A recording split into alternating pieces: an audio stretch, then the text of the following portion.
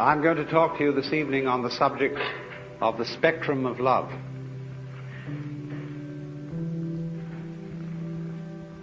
We know that from time to time there arise among human beings people who seem to exude love as naturally as the sun gives out heat.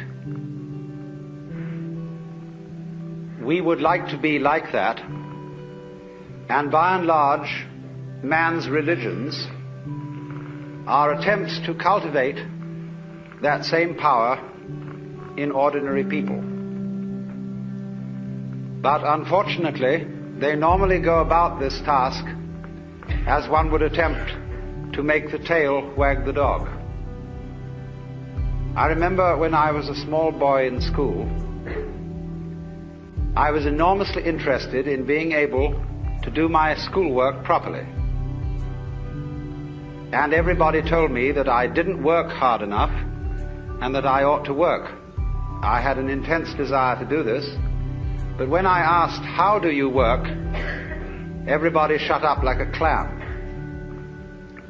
So I was extremely puzzled, but there were teachers who apparently knew how to work and had attained considerable heights of scholarship, and I admired them very much for their attainments. And so I thought that maybe I could learn the secret by copying their mannerisms. I would imitate the style of handwriting that they used.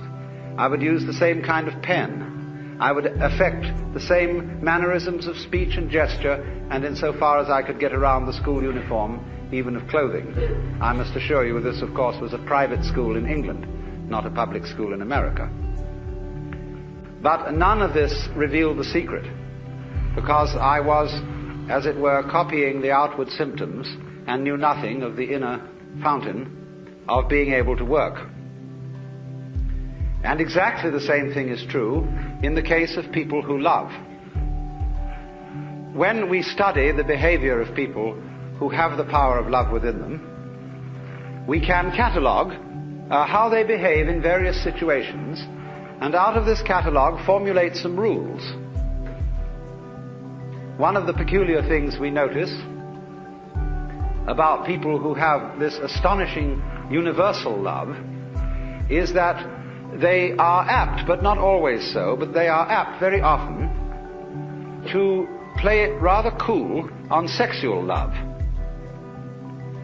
The reason for this is, generally speaking, unknown to preachers, but it is because an erotic relationship with the external world operates, so far as they're concerned, between that world and every single nerve ending.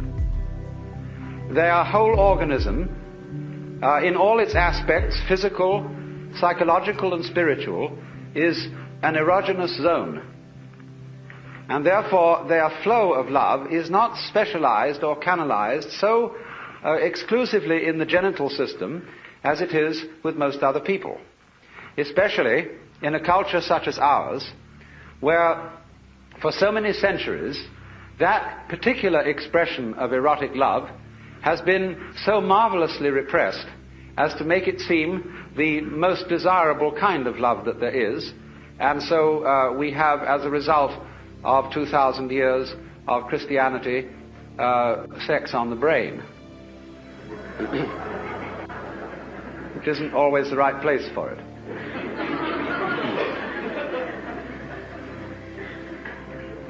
Of course, also, people who exude love are apt to give things away.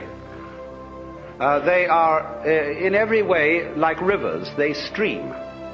And so when they collect possessions and things that they like, they are apt to give them to other people, because if you ever notice that when you start giving things away, you keep getting more. In the same way as you empty out, you create a vacuum, nature abhors a vacuum, and more flows in. So, noticing this, the codifiers of loving behavior write down that you should give so much money to tax-deductible institutions and to the poor, and that you should be nice to people, that you should act towards your relatives and your friends and indeed even your enemies as if you love them, even if you don't.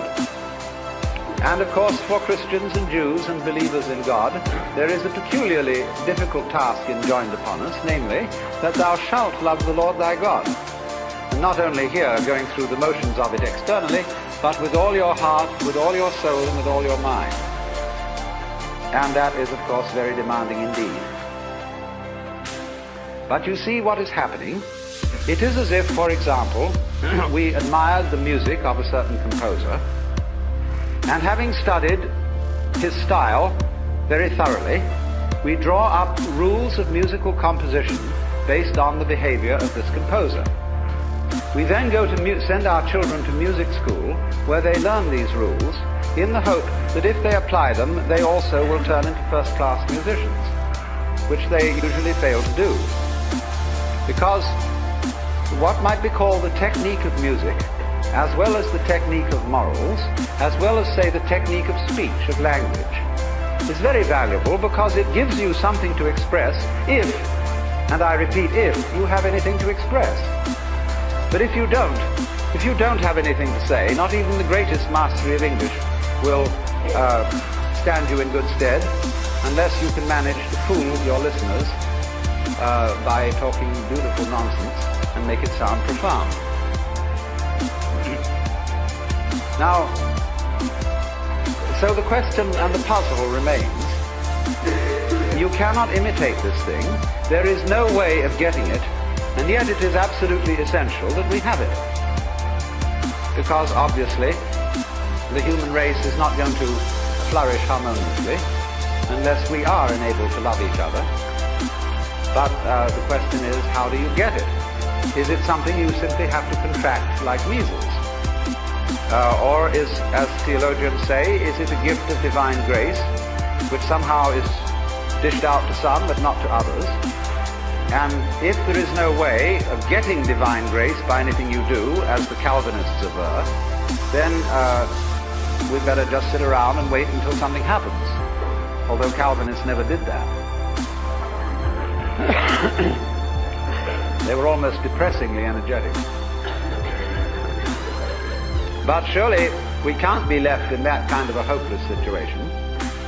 There must be some way of getting the grace, or getting divine charity or love, some sort of wangle, some sort of way in which we can, as it were, open ourselves so as to become conduit pipes for the flow. And so the more subtle preachers try to see if we can open ourselves and teach methods of meditation and spiritual discipline in the hope that we can contact this power.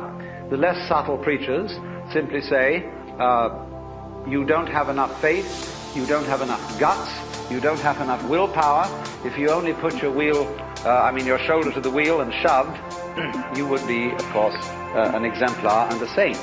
Actually, you will only be an extremely clever hypocrite. The whole history of religion is a history of the failure of preaching. Preaching is moral violence.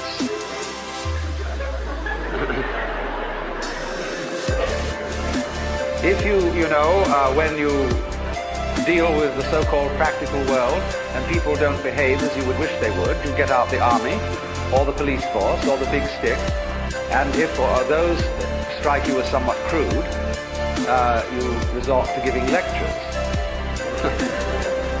And I mean lectures in the sense of a pie jaw, a solemn adjuration and exhortation to behave better next time. Now let us look at some of the practical consequences of adjuring people and commanding people to love.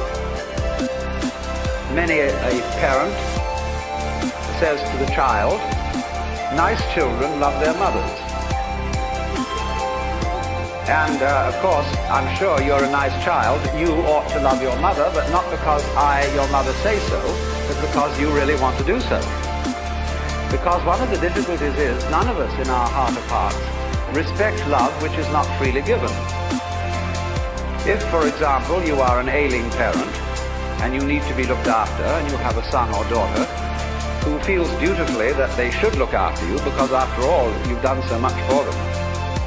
But this somehow, your living with your father or mother prevents you from having a home and a life of your own. Naturally, you resent this duty, and your parent is well aware that you resent it, even if they pretend to ignore it. They therefore feel guilty that they have imposed upon your loyalty, and you, in turn, can't really disclose from yourself the fact that you hate them for getting sick, even though they couldn't help it. And therefore, nobody enjoys the relationship. It is a painful duty carried out.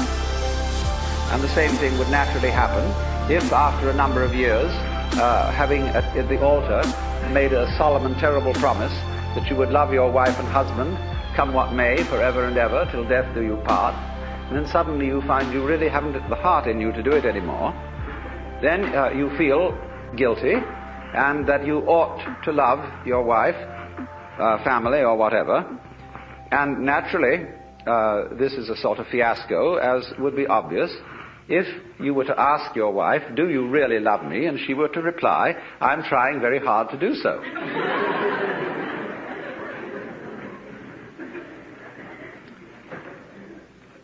You see, the difficulty of it is this. You cannot teach a selfish person to be unselfish by any means. That is to say, whatever a selfish person does, whether it be giving his body to be burned or giving all that he possesses to the poor, he will still do it in a selfish way of feeling. And he will be able to do this with extreme cunning, a marvelous self-deception, and deception of others besides. But the consequences of fake love are almost invariably destructive, because they build up resentment on the part of the person who does the fake loving, as well as on the part of those who are its recipients. This is why the foreign aid program has been such a dismal failure. Now, of course, you may say that I'm talking in a very impractical way, because you would say, well, do we just have to sit around and wait until we become inwardly converted and learn through the grace of God, or some sort of magic, how to love, and in the meantime do nothing about it and conduct ourselves as selfishly as we feel? There is, as a matter of fact, something to be said for that. Because the first problem in the whole of this is honesty. And the reason why the Lord God says at the beginning of things, thou shalt love the Lord thy God with all thy heart and with all thy soul and with all thy mind, is not because the Lord God is stupid, but because he's very clever. That which appears to be a commandment is actually a challenge, or what in Zen Buddhism would be called a koan, a spiritual problem. Because if you exercise yourself resolutely in trying to love God and or your neighbor, you will find that you get more and more tangled up. You will realize increasingly that the reason why you are attempting to obey this as a commandment is that you want to be the right kind of person. And obviously you want to be the right kind of person for your own reasons. And so if you do, in the first place, feel selfish and come to the conclusion, as a result of trying various experiments with love, that you love yourself more than anybody else, the proper thing to do is to investigate your self-love, to find out why you love yourself and what you mean by yourself when you say you love yourself. For the reason is this: love is not something that is a sort of rare commodity. Everybody has it. Existence is love. But it's like water flowing through a hose. It depends in which direction you point it. So everybody has the force running. And maybe the way in which you find the force of love operating in you is that you have a passionate like of booze, or ice cream, or automobiles, or good-looking members of the opposite sex, or even the same sex. But there is love operating. And people, of course, tend to distinguish between the various kinds of love. There are good kinds, such as divine charity, and allegedly bad kinds, such as, in quotes, animal lust. But it should be understood, I think, that they are all forms of the same thing. But they differ in rather the same way that the colors of light, of white light, divide into the spectrum when passed through a prism. So we might say that the red end of the spectrum of love is Dr. Freud's libido, and the violet end of the spectrum of love is agape, what is called divine love or divine charity. And that in the middle, the various yellows, blues and greens are friendship, human endearment, consideration, and all that sort of fellow feeling. But it's all the same thing. And so the thing is, first of all, to get it moving, to follow whatever kind of love you have in the first place. Because you cannot control love until you have some to control, until you have it running. You've got to get your car running before you can learn how to drive it. You will not become a skillful driver by sitting at a still car in a garage any more than you will become a skilled dancer if you simply never move your arms and legs. And so the first thing then is to discover what indeed you do love, if anything. And you will find there is something. And then go into the nature of that. Now, it's said that selfish people love themselves. I would say that that is really a misunderstanding of the whole thing, because yourself is something that is really impossible to love. There are various reasons for this, but one obvious reason is that loving oneself is as difficult as kissing your own lips. Oneself, when you try to focus on it, to love it or to know it, is oddly elusive. It always slips away like the pursued tail of a dog who is trying to get hold of his own tail. So to pursue your own end has some difficulties about it.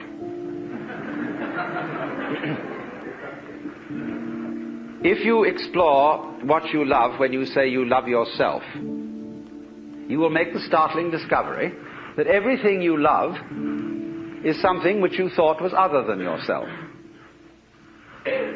Even if it be very ordinary things such as ice cream or booze, in the conventional sense, booze is not you, nor is ice cream. It turns into you in a manner of speaking when you consume it. But then you don't have it anymore.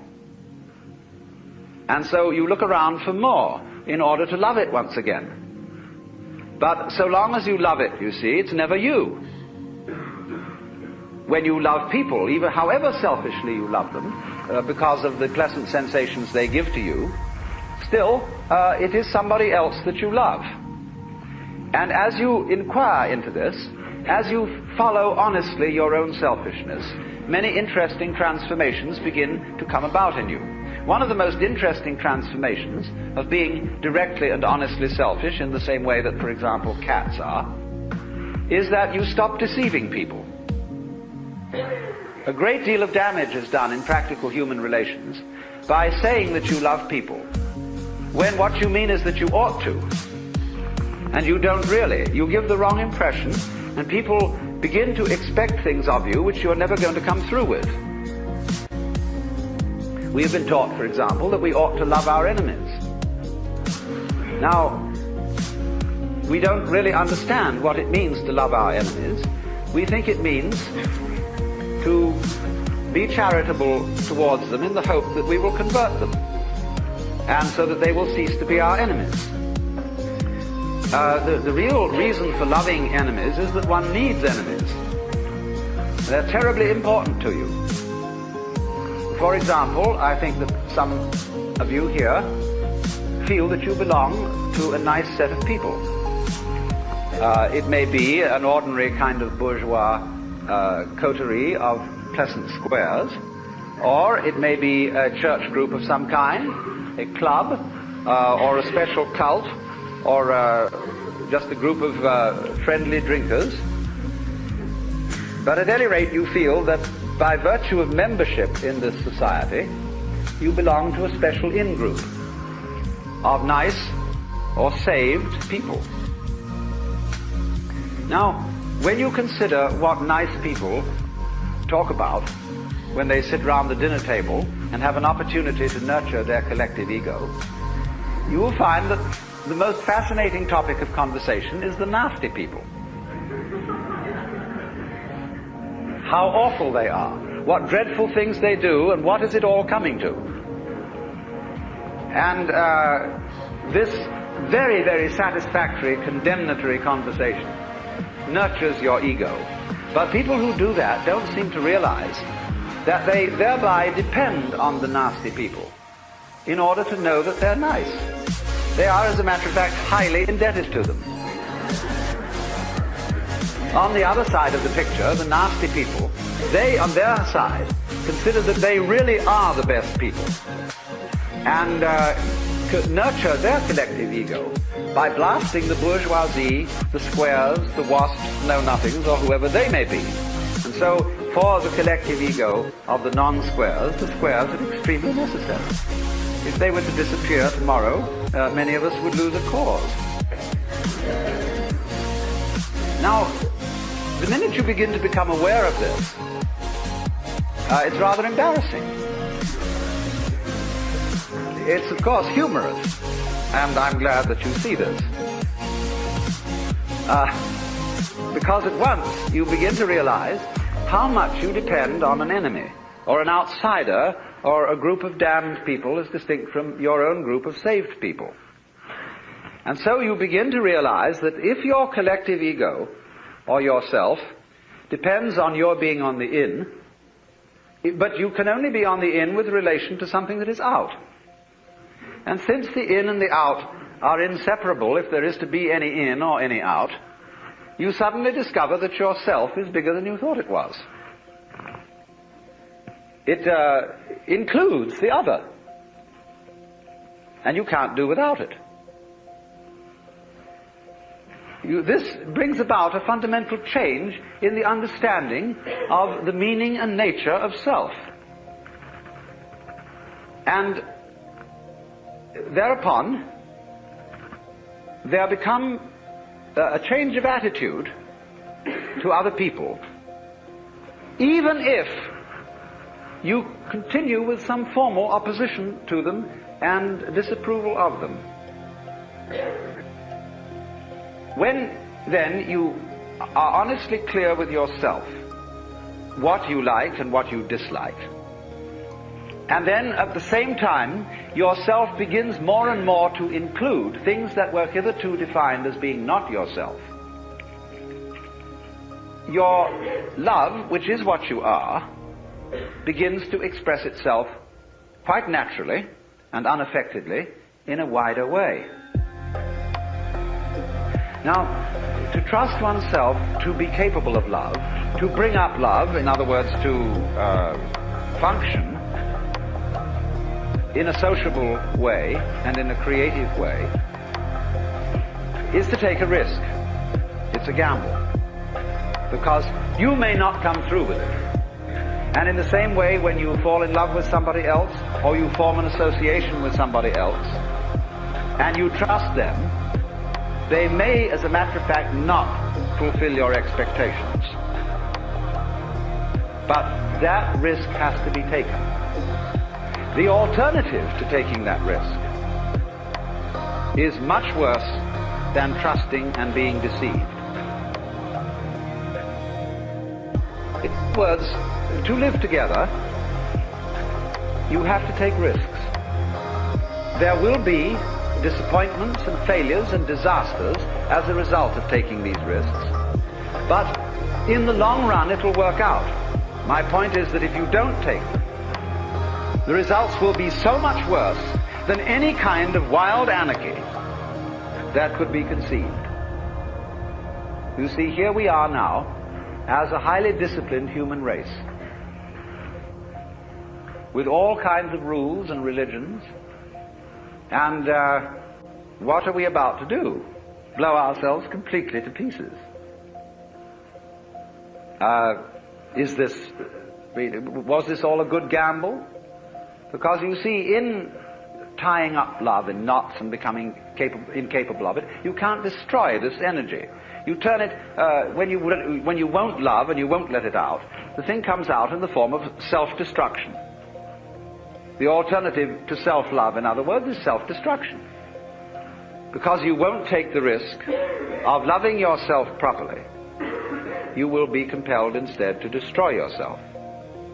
Because you see, in tying up love in knots and becoming incapable of it, you can't destroy this energy.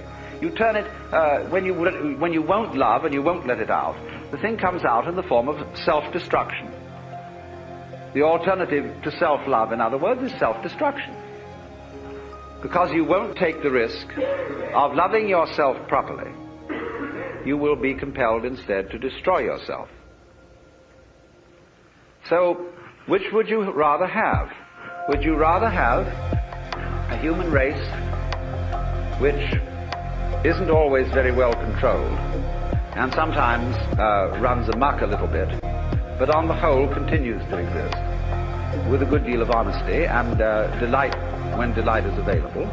Or would you rather have the whole human race blown to pieces and cleaned off the planet, reducing the whole thing to a nice scoured rock with no dirty disease on it called life? But I repeat the point that is necessary to understand this whole thing, that love is a spectrum. There is not, as it were, nice love and nasty love, spiritual love and material love,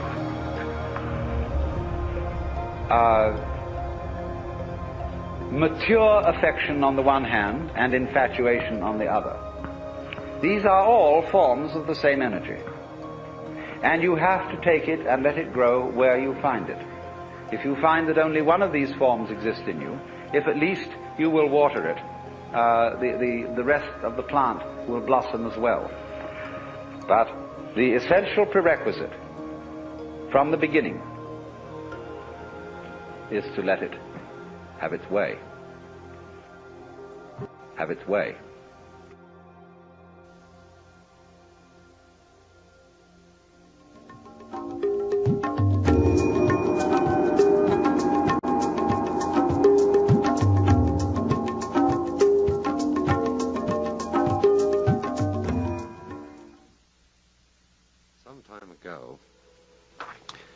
I received a visit from a woman who, as a result of listening to these talks, was wondering if I could help her to regain an experience which she had had while undergoing a surgical operation.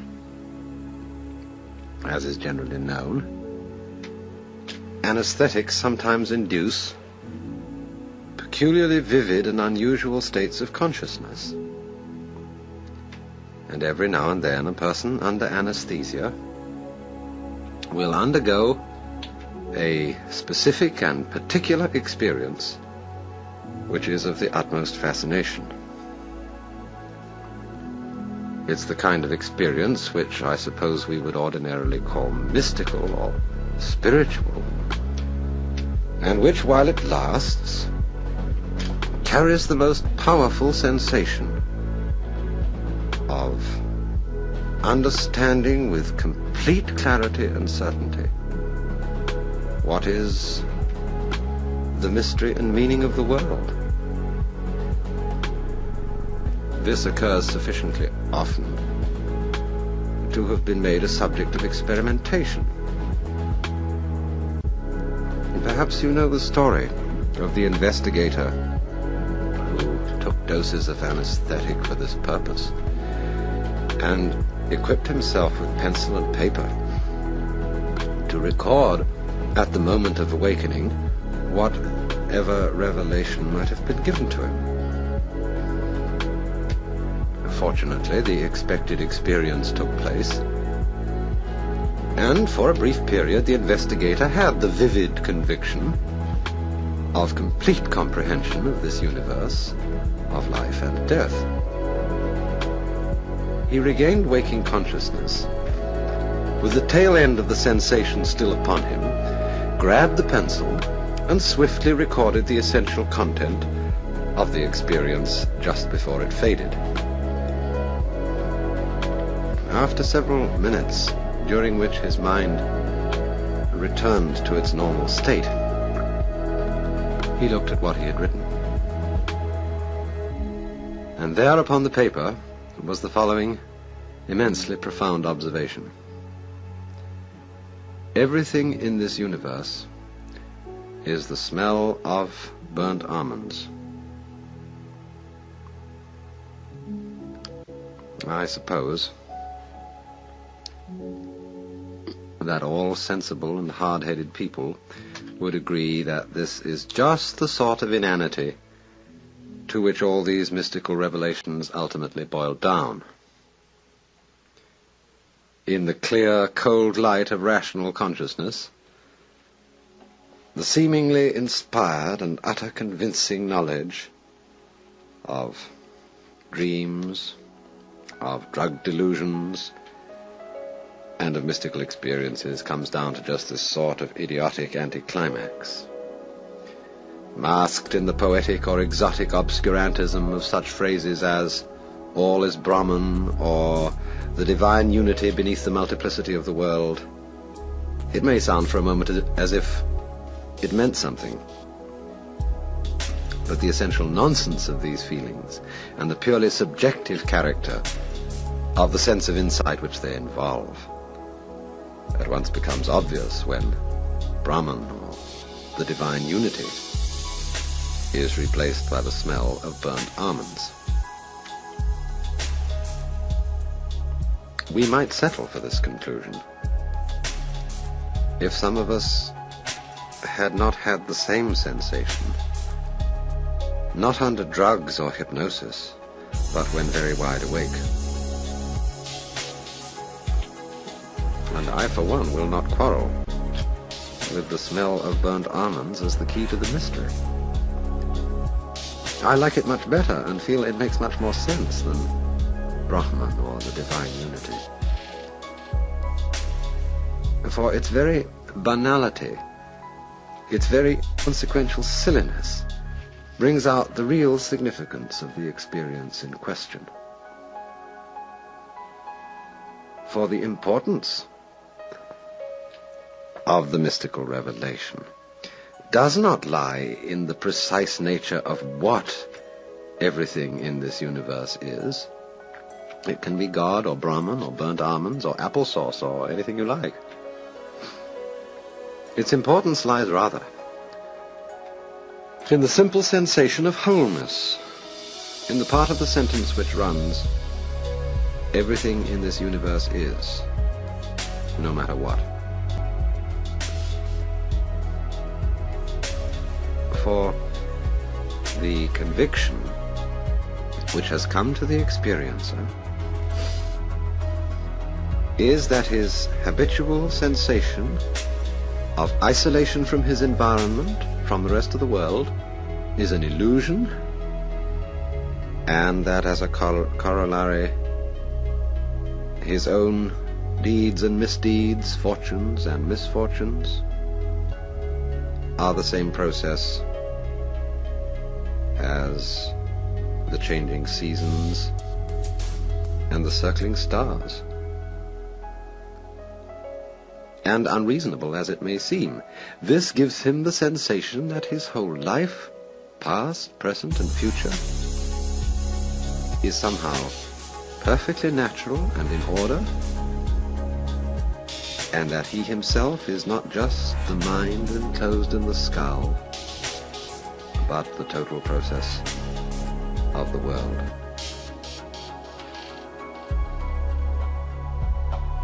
The significance of this experience does not, I think, lie in any consequences or conclusions which might be drawn from it. It is not an important experience in the sense that it is useful for some other purpose. It's simply like playing or listening to music, which is obviously phony in the very moment that we do it for some ulterior motive, such as to appear cultured or to convey an ideological message. Its significance for human beings is not like that of, say, the second law of thermodynamics, but like that of the Mozart sonatas or the arabesques on a Persian rug. The significance of useful knowledge, like the second law of thermodynamics, is precisely that by applying it, human beings may be enabled to go on experiencing such things as music or love or mystical insight. But what could I say to the woman who, under anesthetic, had once had this experience and wanted it again more than anything else in the world? Go and have another operation? Get yourself some ether, or mescaline, or lysergic acid, or take up yoga, or get thee to a nunnery? There are still other, and much too pat, answers to this question, as that she is failing to revive the experience by the very act of seeking for it. As well tell a starving man that his very hunger is what prevents him from finding food. For once a person has had an experience of this kind, he is gone. It's easier to get rid of an addiction to heroin, or to choose something more natural, to get rid of the love of the opposite sex. No, I could better say something like this. The answer is in the very experience which you have had. Didn't you know then, for certain, with utter clarity, that your whole life, past, present, and future, was somehow, as you yourself put it, part and parcel of that universal harmony which the Chinese call the Tao?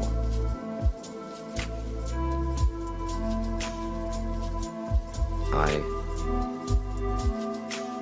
feel sometimes that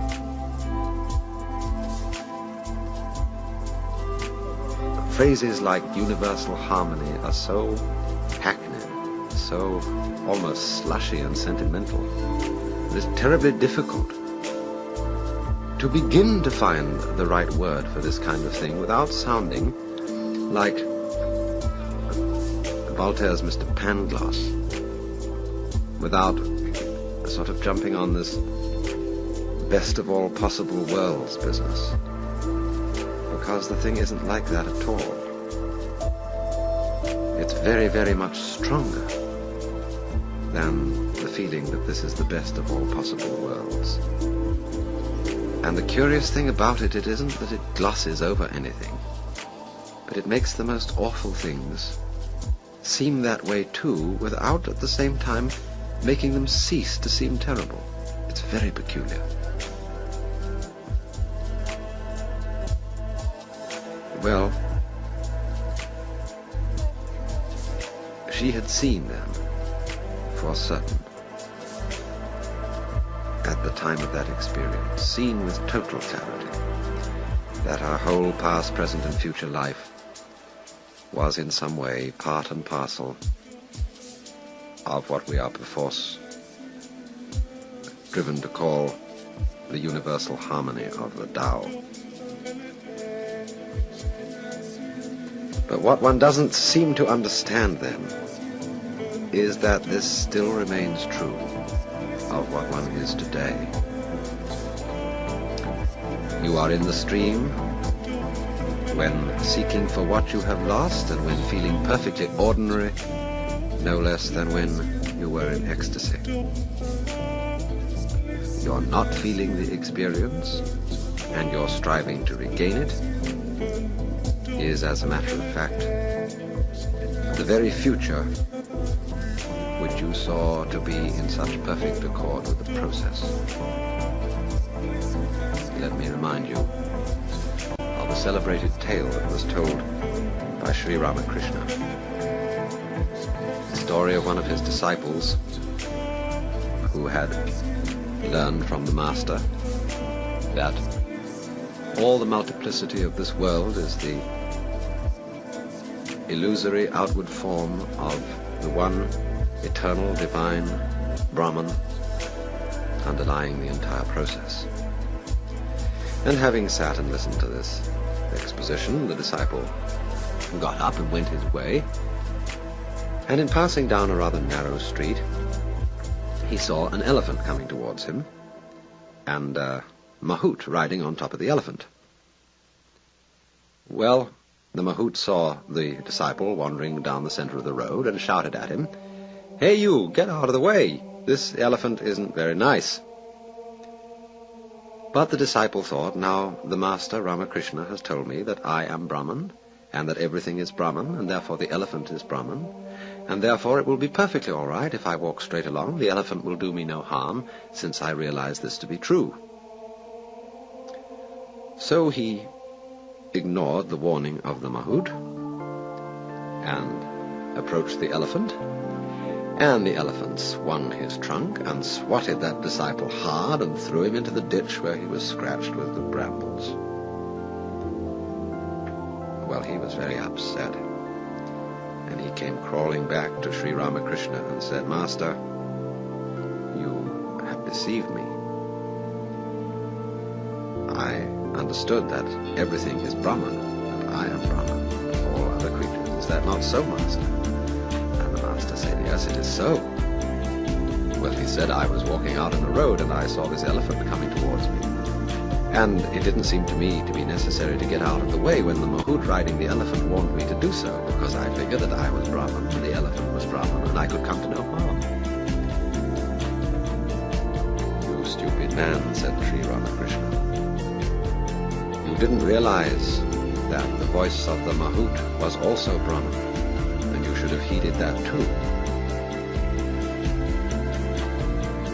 So also in this case, the one who is trying to regain the vision is the disciple, and the vision they're trying to regain is the elephant. But the way you are actually feeling now, and which you are ignoring because of your eagerness to feel some other way, that is the voice of the Mahout. And that too is Brahman."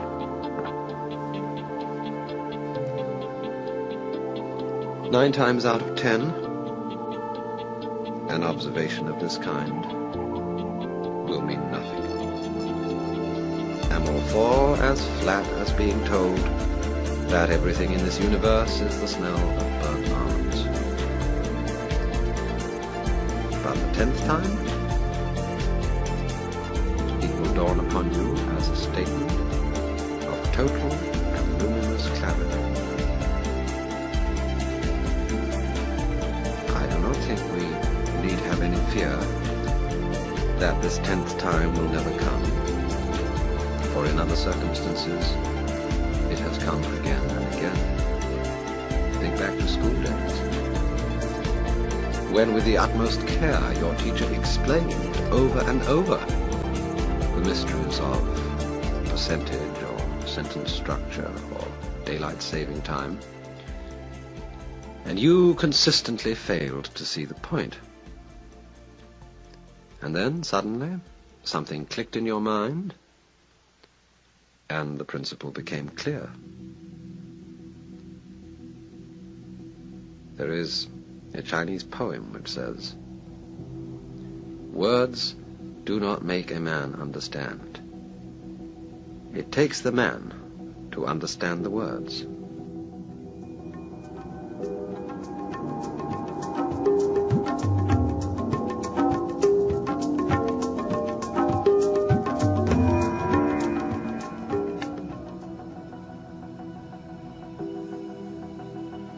Now, today, we are living in an age which is quite peculiar, because in the world of science, there are no longer any secrets. Because the method of science requires that all scientists be in communication with each other. And therefore, that every scientist, as soon as he has discovered something or got a good idea, he rushes into print. And it's important for him to do so, because some other scientist somewhere else in the world might be thinking about something on the same lines and would be stimulated in his work by this man's speculations, even if not by discoveries. And so the whole scientific world tries to remain in communication. And for this reason, it was absolutely impossible to keep atomic energy a secret.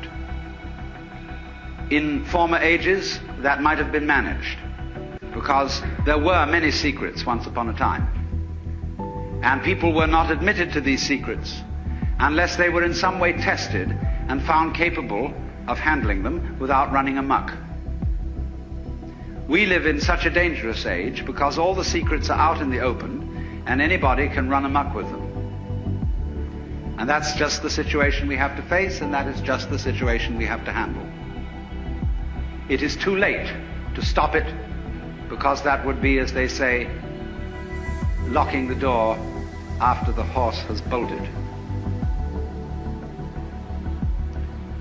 The vice president of an extremely important corporation in the United States, very progressive and very vital, a few months ago said, there are two major forces operating in the world today, for good or for evil. One is Red China, the other is LSD.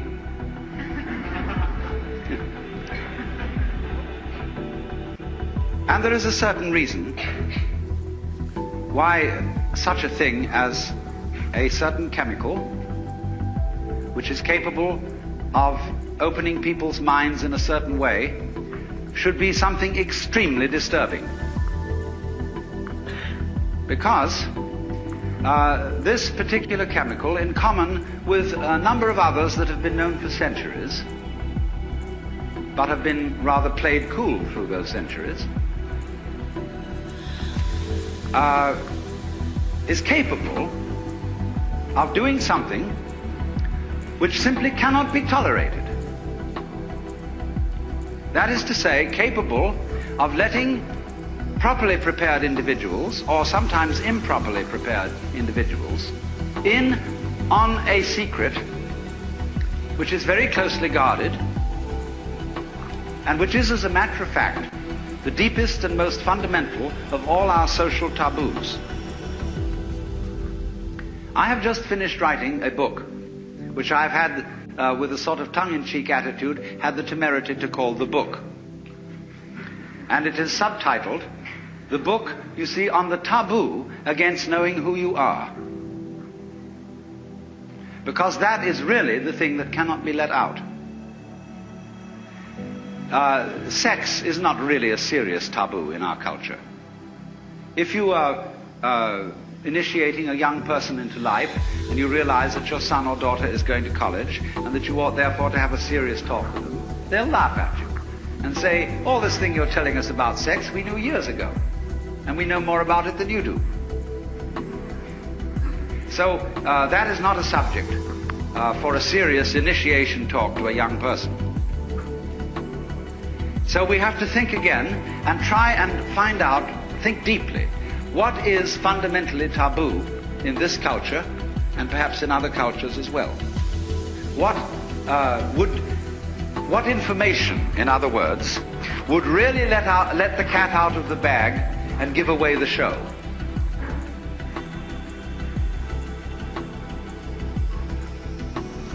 Now, quest around a bit. Ask yourself this: for what reason would a person be considered hopelessly insane? What sort of claims must a person simply not make? Well, there is one, and that is if anybody claims that he is God. That simply isn't done. Certainly not in our culture, although it's very frequent in India. But in our culture, that is simply not allowed, because we, most of us, from a Christian background, and if not that, from a Jewish background, and there's a great deal in common.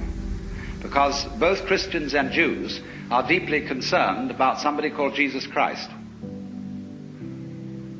Both Christians and Jews are in a way followers of Jesus Christ in different ways. He is a problem to both. Because he was the man who came out and discovered he was God. And that simply is impermissible. The Jews handled it in one way. The Christians handled it quite as effectively in another way. The Christians handled Jesus perfectly, even more tactfully than the Jews, by putting him on a pedestal and saying, this was the only man who ever was God, and nobody else was really so before, and certainly nobody can be so afterwards. Stop right there. Put him on the altar, bow down to him, worship him, so that everything he had to say will be null and void.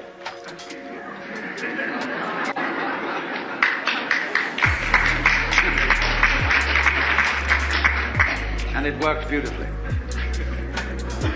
But you see, the trouble about deep secrets is they can't be repressed indefinitely. Now here's the problem, you see, that there are certain processes, some of which are what you might call spiritual exercises. Others are simply chemicals. Others are just horse sense, whereby one comes to see very clearly indeed that black goes with white and self goes with other. And as this becomes clear to you, it's rather shaking. Because, look, if what you define as you is inseparable from everything which you define as not you, just as front is inseparable from back, then you realize that deep down between self and other there is some sort of conspiracy. If these things always occur in combination and look very different from each other and feel quite different, nevertheless, the feeling of difference between them allows each one to exist. And so underneath the opposition or the polarity between self and other, or between any other pair of opposites you can think of, there is something in common, as there is, for example, between figure and background. You can't see a figure without a background. You can't have an organism without an environment. Equally, you can't have a background without a figure, or an environment without organisms in it, or without things in it. You can't have space which is unoccupied by any solid. You cannot have solids not occupying some space. This is absolutely elementary, and yet we don't realize it. Because, for example, the average person thinks that space is nothing. It is just a sort of not there-ness in which there are things. And we are slightly afraid that not there-ness, that nothingness, that darkness, that the negative poles of all these oppositions will win. That they will eventually swallow up every kind of being and every kind of there-ness. But when you catch on to the game, you realize that that won't happen. Because what is called not existing is quite incapable of being there without the contrast of something called existing. It's like the crest and the trough of a wave. You can't have a wave that is all trough and no crest, just as you can't have a wave which is all crest and no trough. Such a thing has never been manifested in the physical universe. They go together. And that is the secret. There really is no other secret than that. But it is thoroughly repressed. And therefore, we are all educated to feel that we've got to fight for the white because the black might win. We've got to survive. You must survive. That's the great thing we're all working under, and pounding it out day after day in anxiety, because this is a description of anxiety. Anxiety is the fear that one of a pair of opposites might cancel the other forever. And if by any chance, by any means, you find out that that is not so, you have an entirely new attitude to what human beings are doing, which may be very creative, but which also may be very dangerous. You see through the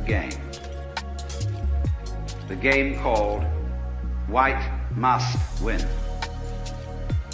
because you know that neither black nor white are going to win, because they belong to each other.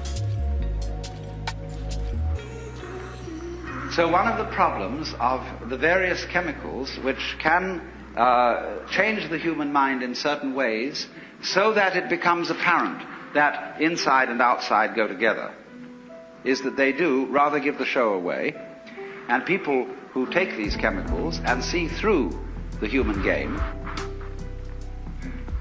cannot be trusted. They may decide to be good sports and go back into the game and play it as if it were for real. Or they may not.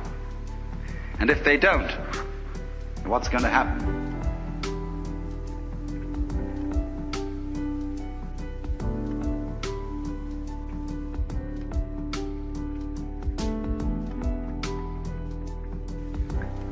Now, you see, what is, let me speak specifically for a moment. I said the subject of this is LSD. LSD is one such chemical that does produce this curious effect of making you aware of the polarity of things. It does lots of other things. It does lots of rather unessential and trivial things. And these, of course, in all the publicity in the various national magazines about LSD, get thoroughly emphasized.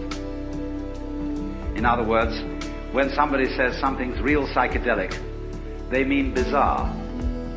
And when the national magazines try to illustrate the effect of these chemicals with various photographs, they come on with blurred photographs of all sorts of things higgledy-piggledy messed together, naked girls seen through prisms. Well, that's absolutely nothing to do with it.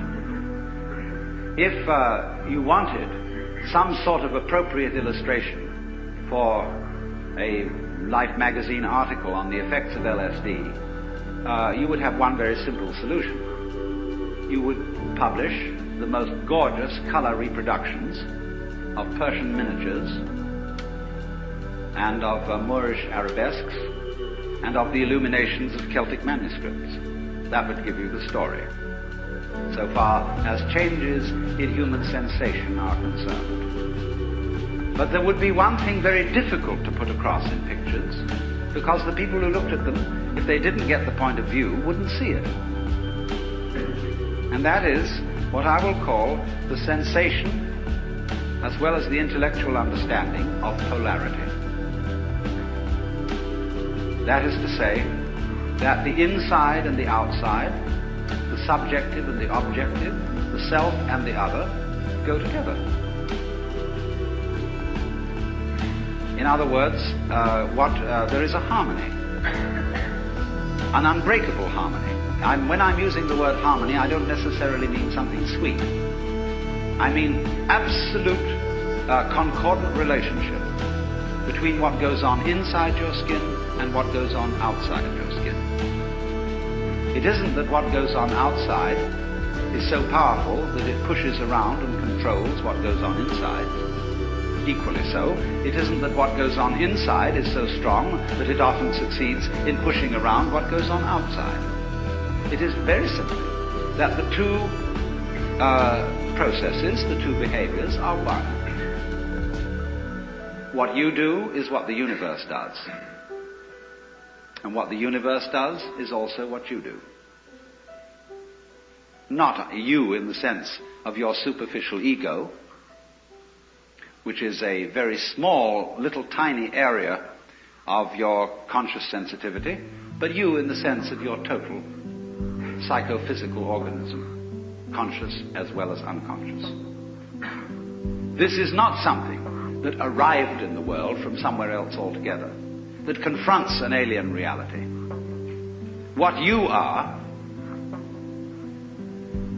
is the universe, in fact, the works, what there is, and always has been, and always will be forever and ever, performing an act called John Doe. And this is such a subversion of common sense, but is in fact, matter of fact, something, if you stop to think about it, that is completely obvious. Only everything conspires to prevent you from seeing that obvious thing. Because when you were babies, practically, all your parents and your teachers and your aunts and uncles and your older brothers and sisters got together and they told you who you were. They defined you as Johnny, who is just Johnny. And don't you come on too strong, Johnny, because, no, you've got elders and betters around here. But you're responsible. You're a free agent. You'd better be. And so, when you are told from childhood that you are expected and commanded to behave in a way that will be acceptable only if you do it voluntarily, you remain permanently mixed up. That, if anything, is permanent brain damage.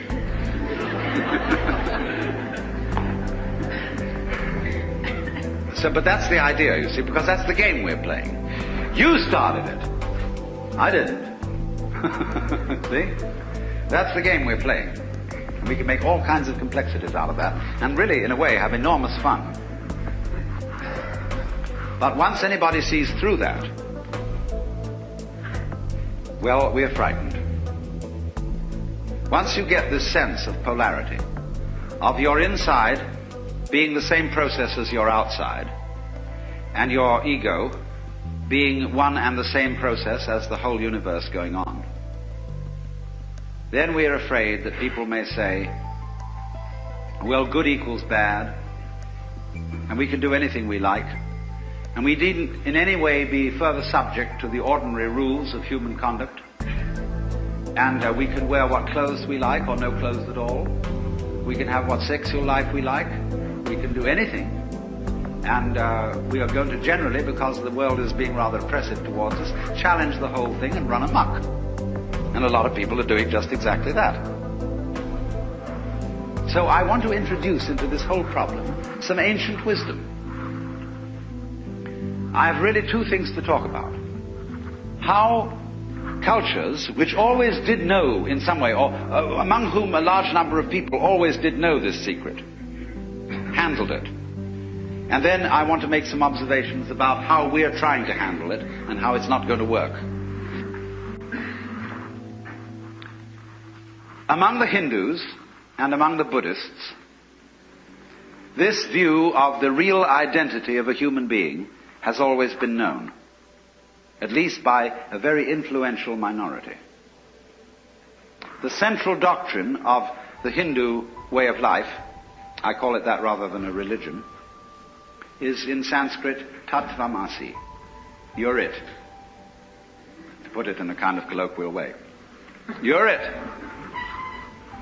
And it is the which than which there is no witcher, which they call the Brahman, or the Atman with a capital A, meaning the self. You are only just kidding that you're just poor little me. See, the function of a guru, that is to say a spiritual teacher in India, is to give you a funny look in the eye. Because you come to him and say, Mr. Guru, I have problems. I suffer and it's a mess and I can't control my mind and I'm miserable and depressed and so on. And he gives you a funny look. And you feel a bit nervous about the way he looks at you. Because he's reading your thoughts. And this man is a great magician. He can read everything that's in you. He knows right down into your unconscious, and you know all the dreadful things you've thought and all the awful desires you have, and you are rather embarrassed that this man looks right through you and sees them all. But that's not what he's looking at. He's giving you a funny look for quite another reason altogether. Because he sees in you the Brahman, the Godhead, just claiming it's poor little me. And he's going to eventually, by all sorts of subtle techniques that are called in Sanskrit upaya, that in politics means chicanery, and in spiritual education means skillful pedagogy. He is going to try and kid you back into realizing who you really are. That's why he gives you a funny look. And why he seems to see right through you. As if to say, Shiva, old boy, don't kid me. I know who you are. But you're coming on beautifully in this act that you're somebody else altogether. And I congratulate you. You're doing a wonderful job playing this part, which you call the person, my person. You know, a person is a fake. The word means a mask. So if you read books on how to be a real person, you're reading books on how to be a genuine fake. The word persona, as you know, means a mask worn in Greco-Roman drama. So if you come on to the Guru and say, well, he asks you who you are, Sri Ramana Maharshi, when anybody came to him and they said to him, as people do, who was I in my last incarnation? Or will I be reincarnated again? He always replied, who's asking the question? And everybody was irritated because he wouldn't give them answers about what they were in their former lives. He just said, who are you? And he looked at you. Have you looked at photographs of this man? I keep a photograph of him close by because of the humor in his eyes. They're looking at you with a dancing twinkle, saying, come on.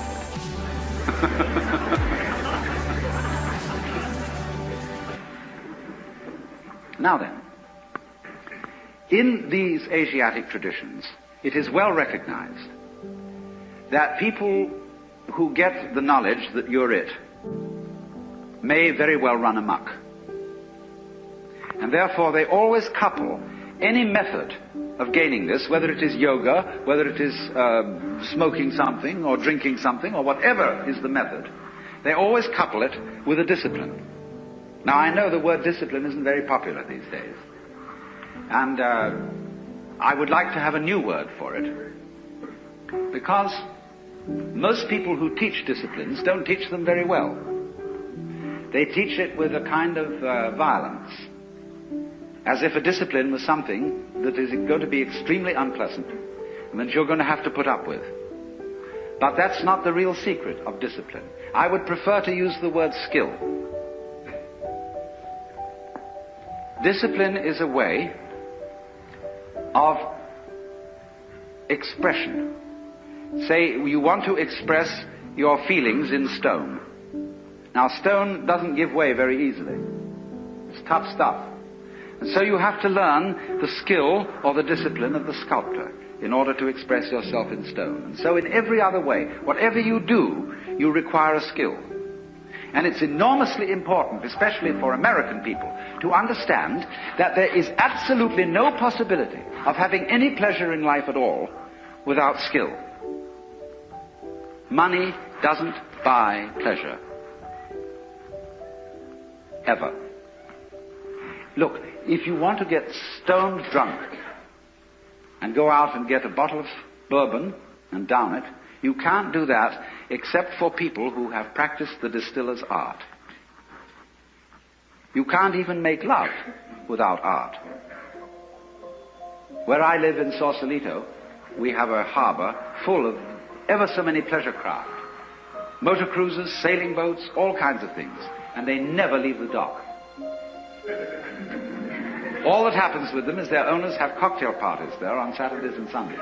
Because they discovered, having bought these things, that the discipline of sailing is difficult to learn and takes a lot of time.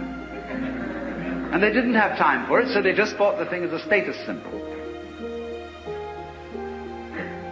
So, in other words, you can't have pleasure in life without skill. But it isn't an unpleasant task to learn a skill. If the teacher, in the first place, gets you fascinated with it. There is immense pleasure in learning how to do anything skillfully.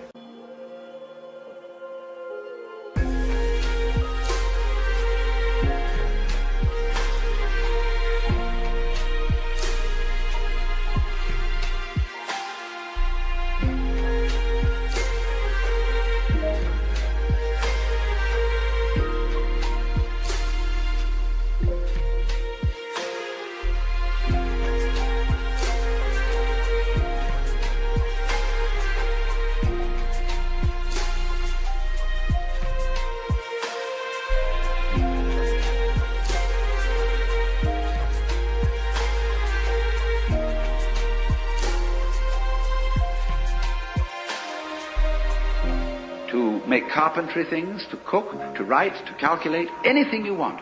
It can be immensely pleasurable to learn the discipline.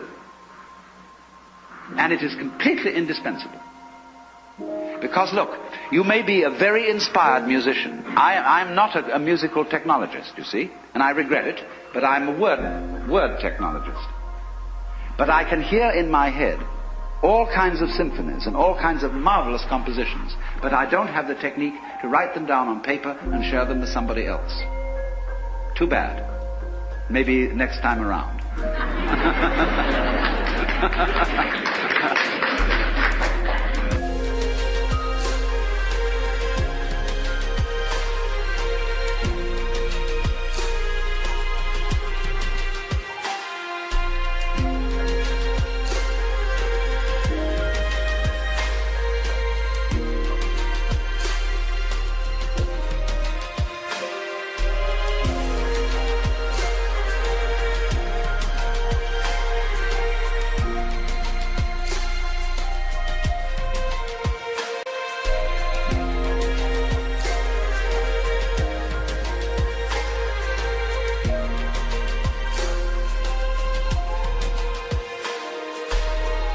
But you see, so far as words are concerned, I can express ideas because I have studied language.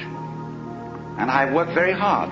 Not that I didn't like it, I intensely enjoy the work of writing a book, although it is difficult. But it's fascinating. To say what can never possibly be said. So, you see what's happening. What you have to do, you have inspiration, but then you have to have technique to incarnate, to express your inspiration. That is to say, to bring heaven down to earth. And to express heaven in terms of earth. Of course, they are really one behind the scenes. But there's no way of pointing it out unless you do something skillful. You see, we are all, at the moment, absolutely in the midst of the beatific vision. We are all one with the divine, or I don't like that sort of wishy-washy language, but we are all there, but we are so much there that we're like fish in water. They don't know they're in water. Like the birds don't know they're in the air because it's all around them. And in the same way, we don't know what the color of our eyes is. I don't mean whether you've got blue or brown eyes, but the color of the lens of your eye. You call that transparent, no color. See, because you can't see it. But it's basic to being able to see anything. So in order to find out where you are, there has to be some way of drawing attention to it. And that involves skill. Upaya in Sanskrit. Skillful means. So, it's all very well. Anybody can have ecstasy. Anybody, as a matter of fact, can become aware that he is one with the eternal ground of the universe. But since that's what you are anyway, I'm going to ask, so what? When a hero goes on an adventure, and he leaves his people, and is going to a strange land, he can go away and just hide himself round the corner in an obscure house, and then appear a year later and say, I've been on a heroic journey, and tell all sorts of tales. And they say, prove it.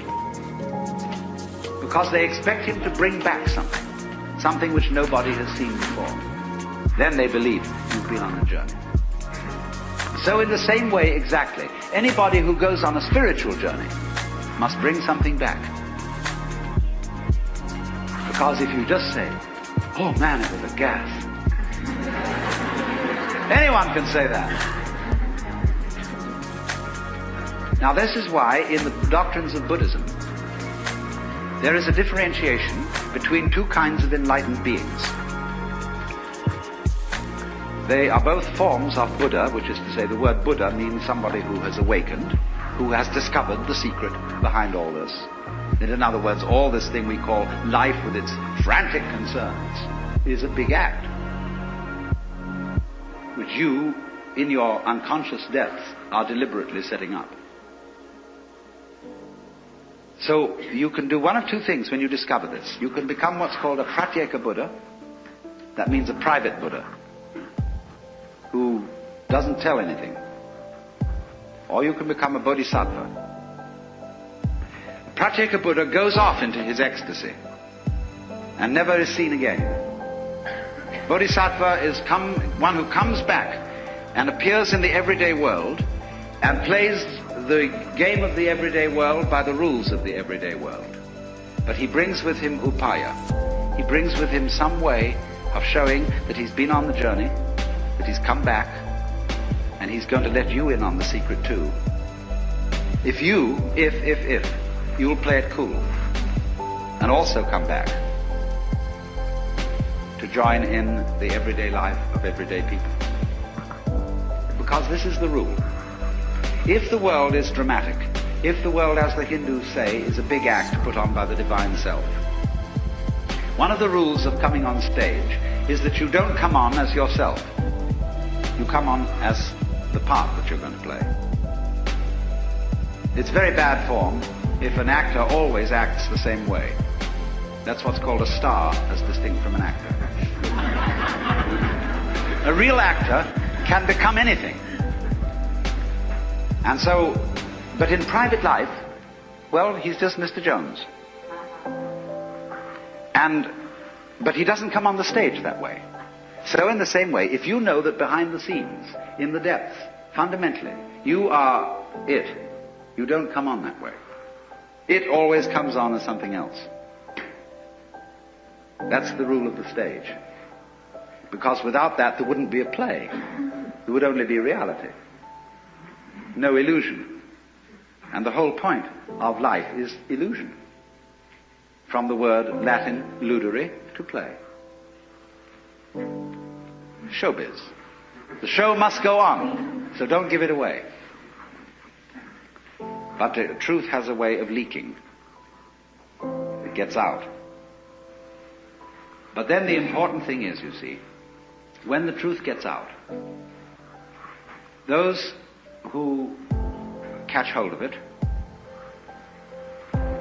must find a way of staying in contact with what society calls reality.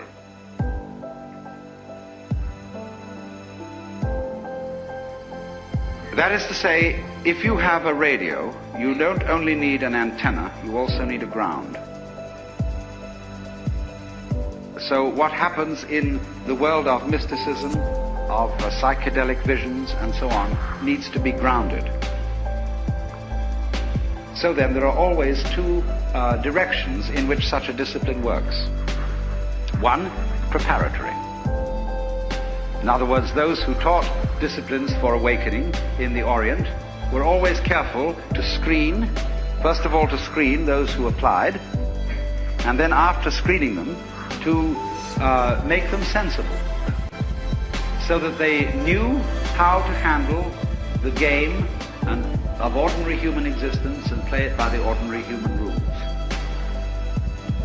In other words, that they had strength of character and were not the sort of people who would be wiped out because they had no strength of character by an overwhelming experience. Then they let them in. But there are certain disciplines, such as Zen, where you get into the essential secret very early on in the discipline. And after that, they are concerned with much more training in showing you how to use it, how to use the power, to use the vision which you have acquired. And so it is with the current, what we will call LSD scene, that is raging through the United States. It unfortunately lacks discipline. And I'm not trying to say this in a kind of severe, authoritarian, paternalistic way, but only that it would be so much more fun if it had it. In other words, when people try to express what they have seen in this kind of changed state of consciousness, they show 5 movies going on at once, projected upon torn bed sheets, with stroboscopic lights going as fast as possible at the same time, and 11 jazz bands playing. And they're going to blow their minds, baby.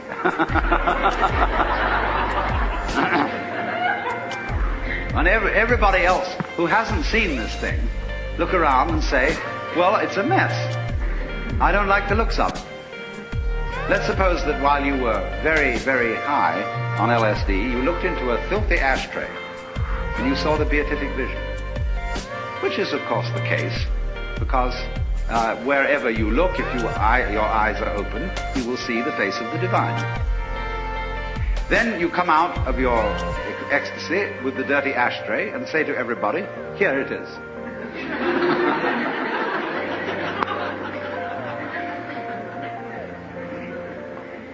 No. There is a possibility, if you are an extraordinarily skillful painter, or even photographer, of presenting the dirty ashtray so that everybody else will see almost what you saw in it. But you will have to have a technique which will translate every grain of ash into a jewel. Because that's what you actually saw. But that requires mastery of an art. And I'm afraid people think that all it's necessary to do is just throw out any old thing, because under that transformed state of consciousness, any old thing is the works. But nobody else can see it if they haven't shared that point of view. So then, this becomes for us in the United States an extremely important social problem. The cat is out of the bag. We are living in a scientific world where secrets cannot be kept. And anyone, anytime, can pick up something which will short-circuit all the ancient religious techniques, yoga practice, meditation, etc., etc. This is all very embarrassing, but it will happen. Not for everybody, but for a lot of people. And they will see what all those sages and Buddhas and yogis and prophets saw in ancient times, and it will be very clear.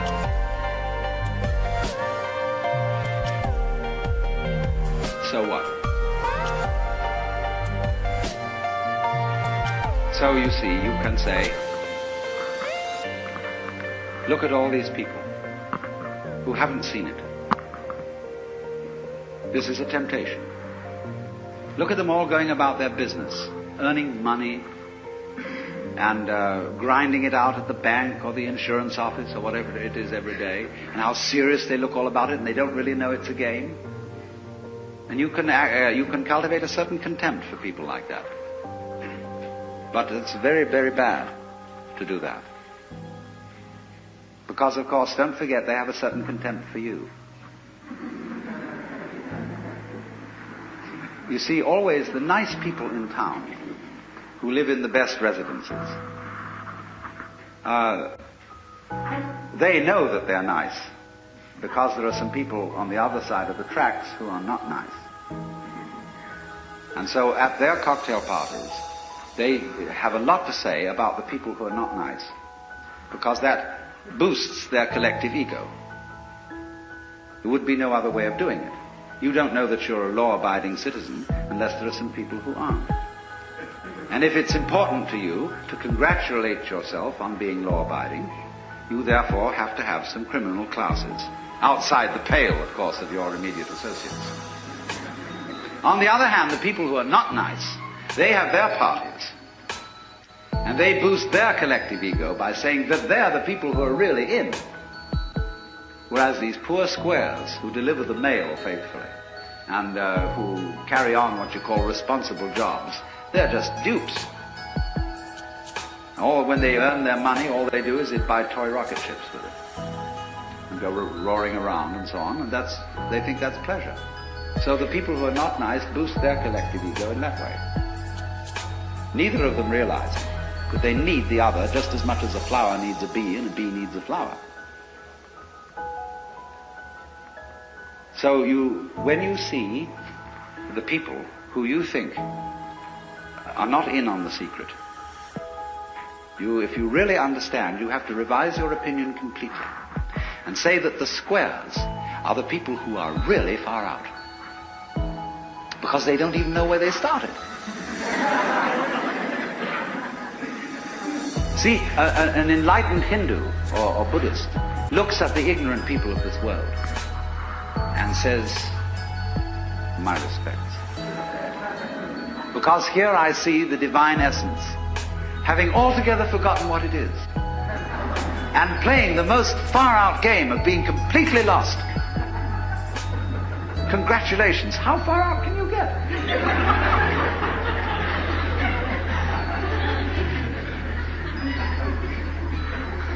So if you understand that, you don't start a war with people you might say are square. Don't challenge them. Don't bug them. Don't frighten them. The reason is not because they are immature, because they are babies, and you mustn't scare babies. It's nothing to do with that. You mustn't frighten them because they are doing a very far-out act. They're walking on a tightrope, miles up. And they've got to do that balancing act, and if you shout, they may lose their nerve. See, that's what we call the responsible people of the world are doing. It is an act, it's a game, just like the tightrope walker. But it's a risky one. And you can get ulcers from it, and all sorts of troubles. But you must respect it. And say, congratulations on being so far out.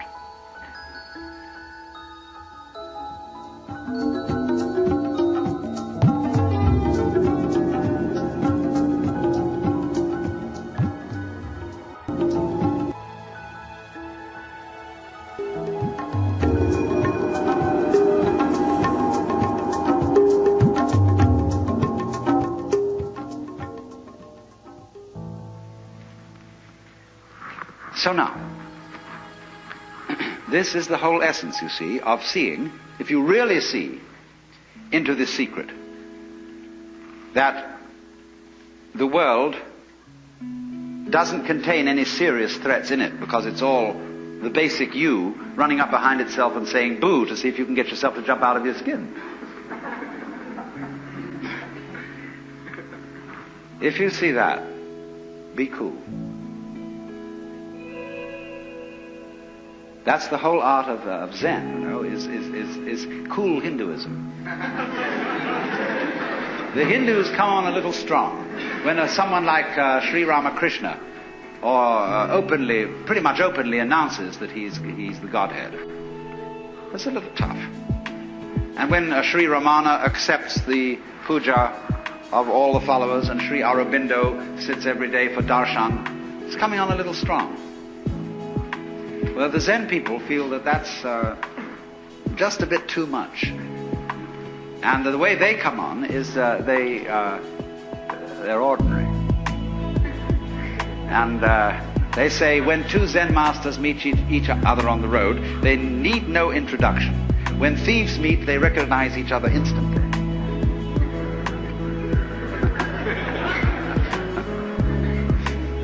So they don't say anything, don't make any claims.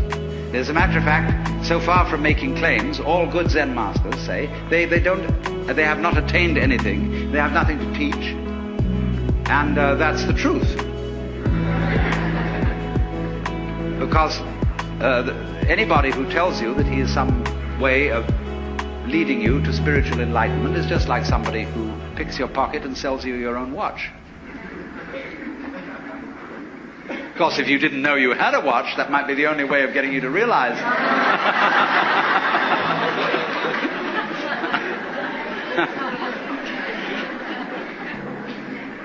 Now, so then,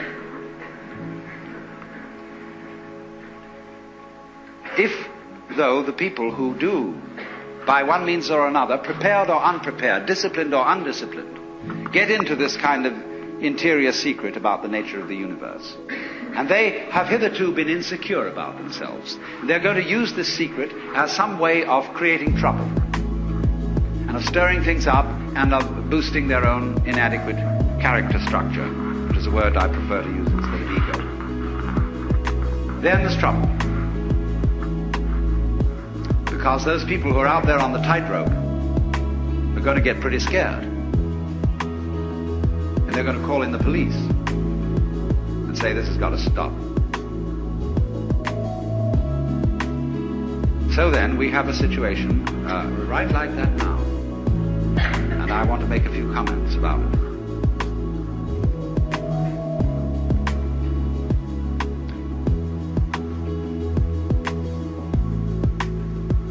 First of all,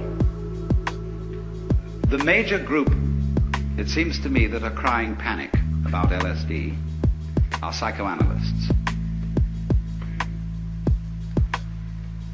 To them, this sort of thing is extremely threatening, because psychoanalysis, in its theory, whether it be Freudian or whether it be Jungian, has a theory of the unconscious, which is not unrelated to the general philosophy of science of the 19th century, which is that the unconscious, called the libido by the Freudians, is totally uncivilized, blind lust. For the Jungians, it may be something even more dangerous than that, because they have not settled for the idea that it's a sexual unconscious. It may be much more sinister than that. Deep down, there is the spider mother. There are the screaming mimes at the bottom of that pit. And Esther Harding, in her book Psychic Energy, says that civilization is a mere veneer over the abysmal depths of primeval slime, in which there are the great serpents and appalling influences just waiting for a chance to get up there and raise hell. So if you are psychoanalytically oriented, you are necessarily terrified of the unconscious. But you've learned a trick. Say the old-fashioned Christians, they discipline the unconscious with a club. Bible and birch rod, see? And they knocked it down. The Freudians said, no, this is a very dangerous creature, but you've got to train it in a different way, like a good horse trainer doesn't use the whip but lumps of sugar. But it's still the same animal.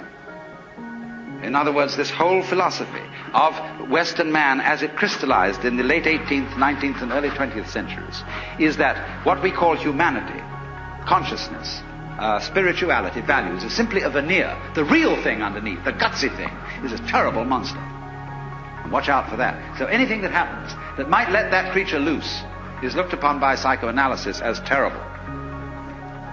I'm not going to accuse them of worrying about LSD because they think they're going to be put out of a job. I don't think that LSD is an automatic psychotherapy at all. It needs, if you're going to use it for that purpose, you need psychotherapy in the ordinary way along with it. LSD is simply an exploratory instrument, like a microscope or a telescope, except this one's inside you instead of outside you. And according to your capacity and knowledge, you can use a microscope or a telescope to advantage. So in the same way, according to your capacity and your knowledge, you can use an interior instrument to your advantage. Or just for kicks. But when these people, really feel threatened by this thing, they start sending around messages and public utterances which sound exactly as if they had taken LSD, had had a bad trip with it, and were coming on paranoid. And so they are spreading subtle rumors that this substance causes permanent brain damage and utter destruction of the superego. There are people in New York, likewise, who are spreading around the idea that, you see, once this thing has touched you, you are as if you've had a prefrontal lobotomy. You are somebody who ought to be put in a concentration camp because you've lost your conscience. You're out of order. Nothing more can be done about it. Now, do you see how alarming that could be in our day and age? Think that your brother, your aunt, has got permanent brain damage? Took some LSD? You see, the situation is exactly parallel. The thing that we learn from history is nobody ever learns from history. Consider, just go back a few hundred years to the days of the Inquisition and realize that the theologians of the church were in those days accorded the same kind of respect that we now accord to the professor of pathology at the University of California Medical School, or to the professor of physics at Caltech. We think those people are real authorities. They know it works. They've experimented. They have knowledge. They're the wisest people in our society. Oh, all right, a few hundred years ago, so were the theologians. And they had the same sense of responsibility towards the community that our great scientists and physicians have today. And they knew there was a thing called heresy going around. That was not only capable, once you caught heresy, of making you damned to hell forever and ever and ever, to the most unimaginable tortures that would go on without end, but that it was infectious. And one heretic would soon make other heretics. So those entirely humanitarian and merciful church fathers got together and said, what are we going to do to stop this? Well, now they knew there is an eternal life beyond the grave.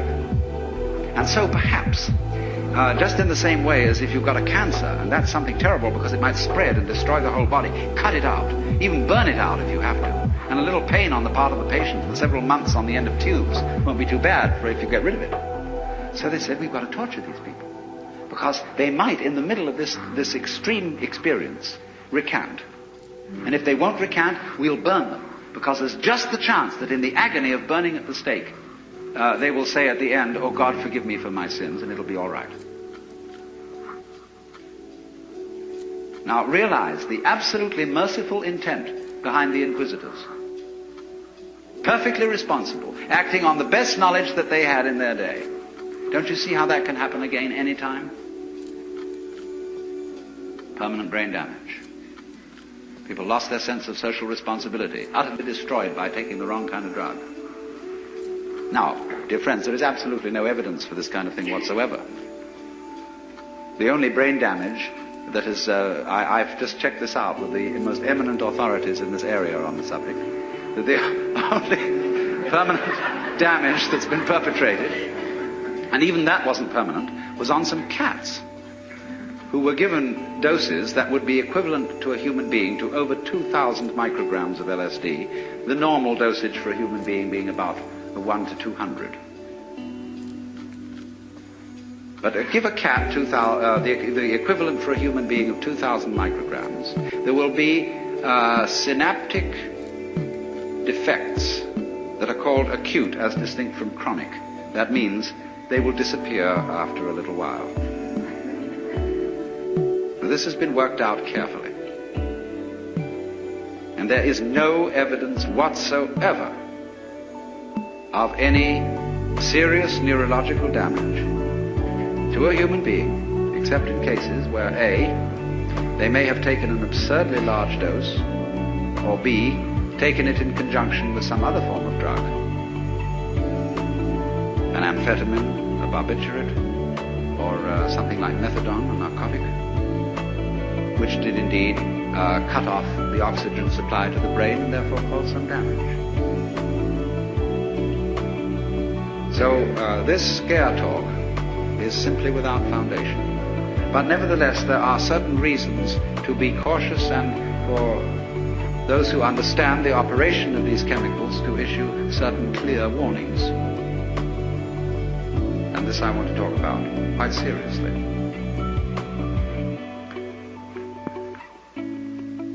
Now, this class of psychotropic chemicals, which includes LSD, mescaline, and its original form, peyote, psilocybin, cannabis, and so on, which is a very mild psychotropic. These do not, in moderation and proper use, in any way harm the physical organism, nor form such habits that you can't get rid of them without unpleasant withdrawal symptoms. But if you take them in absurdly large doses, you are in for trouble. I knew a Methodist minister who was a very violent teetotalitarian and became extremely sick from drinking too much milk. So after all, if you sit down and you buy a bottle of whiskey, which you can get at any store, anywhere, perfectly legit, and you consume the 1 quart of whiskey in 1 hour, you can expect trouble. So in the same way, if you've got LSD or something of that kind and you take 1,000 micrograms because some friend of yours took 500 and you want to one-up him, watch out. You're being just stupid. Furthermore, you're being rather stupid if you buy the kind of LSD that is currently being circulated in the black market. Because, for two reasons. You don't know what else is in it, and you don't know how much is in it. There are two sorts of producers of LSD on the black market. One is the enthusiastic graduate student in chemistry who wants to turn the whole world on. And his product is apt to be pretty good, but excessive in dosage. And what says 100 micrograms may well be 300. There is another kind of producer who wants to make a good thing out of it, or who wants to give you a big jazz, but he'll mix it with amphetamines. There's another more sinister kind of producer who'll either cut the amount or mix it with heroin or any other substance, maybe again amphetamines or whatever, that'll get you hooked on it. So there is no control of the quality of what is being circulated, none whatever. And you just don't know what you're getting. Now this situation is the result of the fact that the United States never learns from history. It is the same old story of prohibition. To think the naive notion that you can control something that might turn into a social evil by handing it over to the police. Now, after all, who pays the police? You do. And if you can't control yourself, the police won't control you either. But in lieu of controlling you, they can suppress you. Now, in all conscience, the police have enough to do. Not only to control the traffic, which gets worse every day by virtue of Parkinson's law, but also all the possibilities of robbery, violence, murder, and so on and so forth, which is a full-time job. But to ask the police to go and look for people who have LSD or marijuana or heroin or opium or whatever, or who are living irregular sex lives, or who have a gambling joint or a whorehouse, this is to ask the police to act as officers of the state in service of the church, uniformed ministers. And that's not their job. And when the police are asked to do that, they are put by lawmakers into a position which brings them into public disrespect, as it did in the days of Prohibition. It is not fair to the police. Because if you send the police to hunt out LSD, it is a far more tough job than looking for a needle in a haystack. LSD can be disguised as anything whatsoever. It can be mixed with gum and put on an envelope. It can be entirely absorbed, vast quantities of it, into a piece of Kleenex. The alcoholic base is then allowed to evaporate, and nobody would know it from any other dirty piece of Kleenex that somebody stuck away in his pocket. It can then be reactivated. It can be made into lacquer to coat pins with. Anything. It can be disguised as peanut butter, orange juice, aspirin, just sugar, anything you want. And it's very difficult indeed to detect. So when you try to suppress that sort of thing by law, you leave the gates wide open for every kind of blackmail. You want to get rid of your wife? Or your unfortunate business competitor? Just slip them some. And then arrange by a roundabout way to tip off the cops. The senator you don't like? Political rival? You see, any law of this nature, any law which in a way tries to enforce by the power of the state private morals or your own business in looking after your own nervous system, is in fact an unenforceable law. And all unenforceable laws lead to blackmail and to public demoralization. The only way to handle a thing of this kind is to bring it all out into the open. Nothing can be controlled when it's driven underground. It ought to be controlled.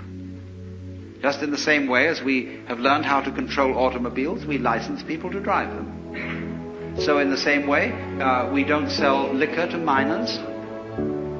We expect them to have some kind of education and grown-up responsibility before they go boozing around.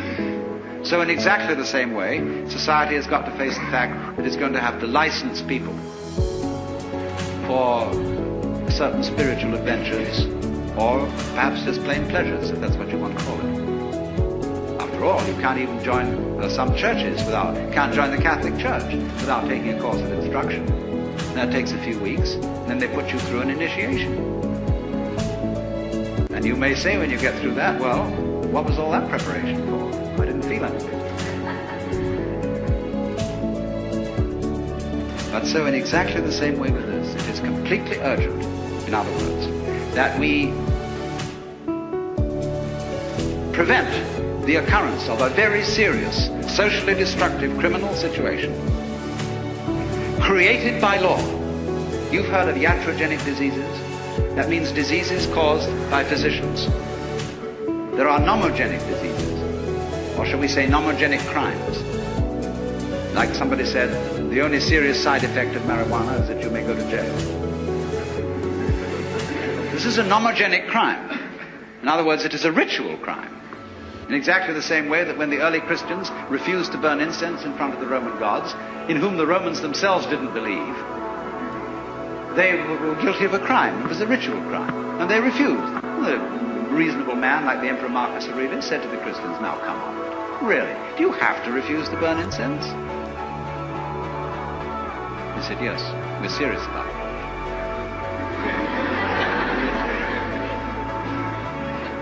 So these are ritual crimes. And so in the same way, various ritual crimes exist, and our police, poor devils, are supposed to enforce it. And if they don't, they're going to get it from the politicians.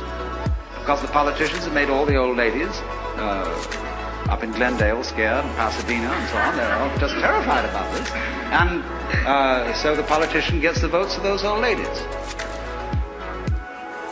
And the police have to do what the politician tells them.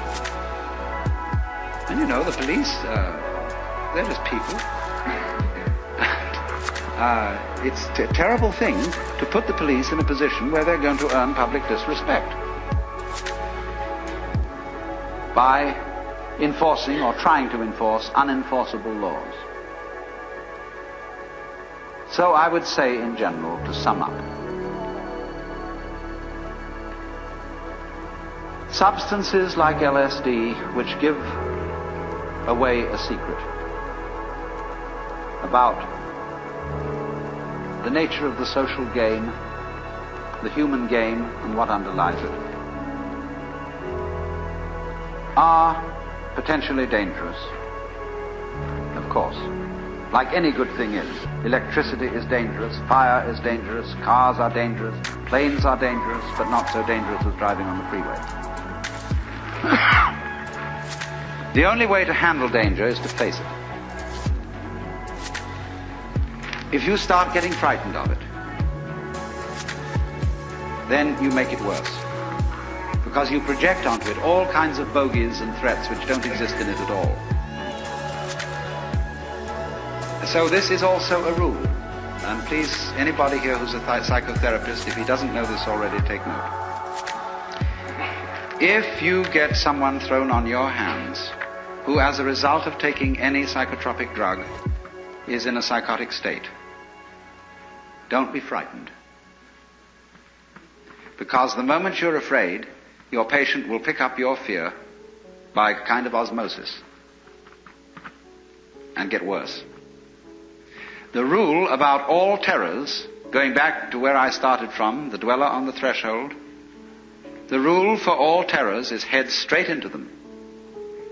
When you are sailing in a storm, you don't let a wave hit your boat on the side. You go bow into the wave and ride it. So in the same way, old folklore says, this is an old wives' tale with a lot of truth in it, whenever you meet a ghost, don't run away. Because the ghost will capture the substance of your fear and materialize itself out of your own substance and will kill you eventually, because it will take over all your own vitality. So then, whenever confronted with a ghost, walk straight into it and it will disappear. And so in the same way, when people stir up the depths of the unconscious and are confronted with their own monsters, or with the terrors of discovering that they're in a relativistic world where black implies white and white implies black, so who's in charge? You know, grandfather's dead, father's dead too, this leaves me. Who's the authority? See? When you get that sense of terror, go right at it. Don't run away. Explore, feel fear as completely as you can feel it. Head straight into it. And just it so happens that these things give you the property, and the opportunity, let me put it that way, the opportunity to go into some of your very, very most closely kept skeletons. And the result of that is invariably beneficial.